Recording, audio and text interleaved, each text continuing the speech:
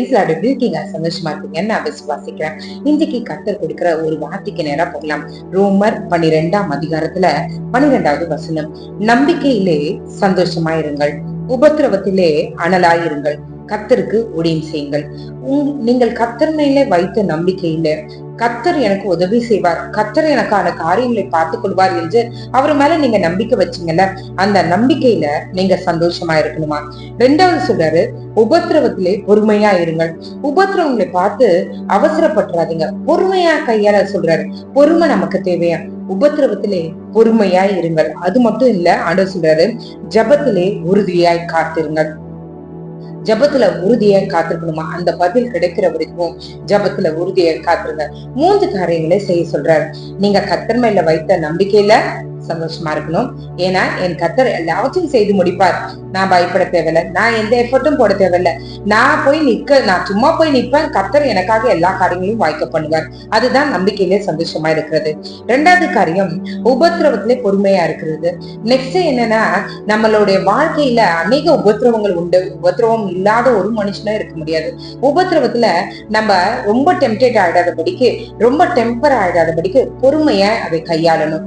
உபத்திரவங்கள் இந்த உலகத்துல உண்டுன்னு ஆண்டவர் ஏற்கனவே சொல்லிடுறார். திடன் கொள்ளுங்கள், நான் உலகத்தை ஜெயித்தேன், அது போல நீங்களும் உலகத்தை ஜெயிப்பீங்கன்னு ஆண்டவர் சொல்லி இருக்காரு.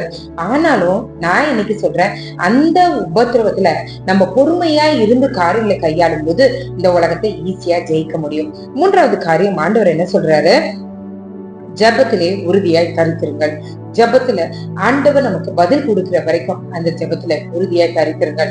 இன்னைக்கு ஜெபிக்கிறது நல்ல ஃபர்வெண்டா ஜெபம் பண்றது, நாளைக்கு ஆண்டவரே சுத்தம் இருந்தா கொடுங்க, அவ்வளவுதான்.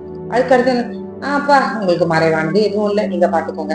இந்த மாதிரி காரியங்கள் கிடையாது. கடைசி வரைக்கும் தொடங்கும் போது என்ன உறுதியில நீங்க தொடங்குனீங்களோ உங்களுடைய ஜபத்தை முடிகிற வரைக்கும், கர்த்தர் பதில் கொடுக்கிற வரைக்கும் அதே உறுதியில இருக்கும் போது, தரித்திருக்கும் போது நிச்சயமாகவே கர்த்தர் நமக்கு பதிலளிப்பார். அவரை நோக்கி நம்ம பார்க்கலாமா? 3 காரியங்களை கர்த்தர் செய்ய சொன்னார். என்ன சொன்னாரு? சந்தோஷமா இருக்க சொல்லுகிறார். அவர் மேல வைத்திருக்கிற நம்பிக்கையில சந்தோஷமா இருக்க சொல்லுகிறார். 2வது என்ன சொன்னாரு? உபத்திரவத்துல பொறுமையா இருக்க சொல்லுகிறார். 3வது காரியம், ஜபத்துல உறுதியா கருத்திருக்க சொல்லுகிறார். இந்த 3 காரியங்களையும் செய்து கர்த்தருடைய நாமத்தை மகிமைப்படுத்தும். ஜெபிக்கலாமே. எங்களை நேசிக்கிற நல்ல பரமபிதாவே, அப்பா கிளாஸ் காக்கியத்தை ஈரவில் தந்திரி உமக்கு நன்றி. அப்பா, நாங்கள் உண்மையில் வைத்திருக்கிற நம்பிக்கையில நாங்கள் உறுதியா இருக்க, சந்தோஷமா இருக்க எங்களுக்கு உதவி செய்யுங்க. உண்மையில வைத்திருக்கிற நம்பிக்கையின் பேரில நாங்கள் ஏறெடுக்கிற ஜபத்துல நாங்கள் உறுதியா இருக்க, சந்தோஷமா இருக்க எங்களுக்கு உதவி செய்யுங்க. உபத்திரவத்துல ஆண்டவரே நாங்கள் பொறுமையாய் கையாள எங்களுக்கு உதவி செய்யுங்க. பொறுமையின் ஆவியை நீர் எங்களுடைய இருதயத்துல நீர் ஊற்ற வேண்டுமா நாங்கள் ஜெபிக்கிறோம். அநேக முறை அவசரப்பட்டு காரியங்களை தலைகீழாய் நாங்கள் முடிக்கிறது உண்டு. இந்த நேரத்துல எங்களுடைய ஆவி ஆத்ம சரீரத்தை பலிபீடத்துல கொடுக்கிறோம். உமக்கு எது பிடிக்குதோ அதன்படி எங்களுடைய வாழ்க்கை அமைய கிருபை செய்யுங்க. உபத்திரவத்திலே பொறுமையாய் இருக்க, பொறுமையாய் கையாள எங்களுக்கு உதவி செய்யுங்க. நீரே எங்களோடு இருந்து எங்களை வழி நடத்துங்க.